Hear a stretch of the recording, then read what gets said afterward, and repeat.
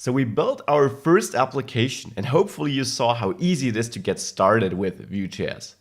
This is where we are at now in the course. We're getting started, but we'll leave this soon.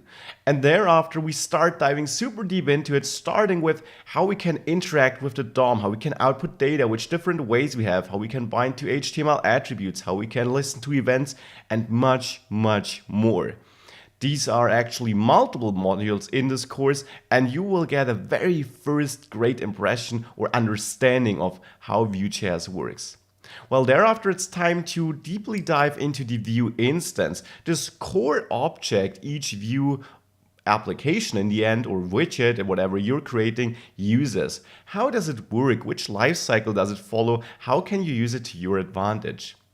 Well, then it's time to leave JS Fiddle, which we'll use for the first sections, and really learn about how you could set up more professional workflows. We'll use the Vue CLI for that, but that really isn't a CLI doing all the work. It's just a CLI which provides you some easy to use and quickly to get started with templates, for example, then using Webpack in the end. We will talk in greater detail about this in this section, of course.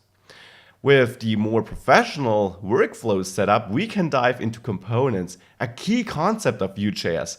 You build up your application from components. You can create reusable parts containing a template and business logic, which you then can use in different places in your app. Really powerful. And I will actually have multiple modules here about the basics, about how you can communicate between components, and some advanced concepts. Well, with all these core features being set, we will then have a look at forms. How can we handle user input? How can we use different form elements? And how can we create our own form control? Thereafter, we'll have a look at directives, filters, and mixins. What are all these things? How can they help you? How would you use them in your application? Well, we're getting really advanced here, and then we're going to have a look at animations and transitions. You want to make your application beautiful, and here we will learn how Vue.js makes that very easy, how it supports us animating dynamic content or the switching from one component to another. Well, with that, we're really diving super deep into it, but until now, we always stayed in our Vue.js application. What if we need to reach out to a server to store something in a database? Well, we can do that, and we will learn how we can access the HTTP from within a Vue.js application in this part of the course. Thereafter, time to have a look at what we would need to create bigger applications, namely single-page applications. For that, we will need routing, and of course I have a whole module dedicated to that, where you will learn how the router works, how to set it up, how to use child routes, how to pass parameters, and much more.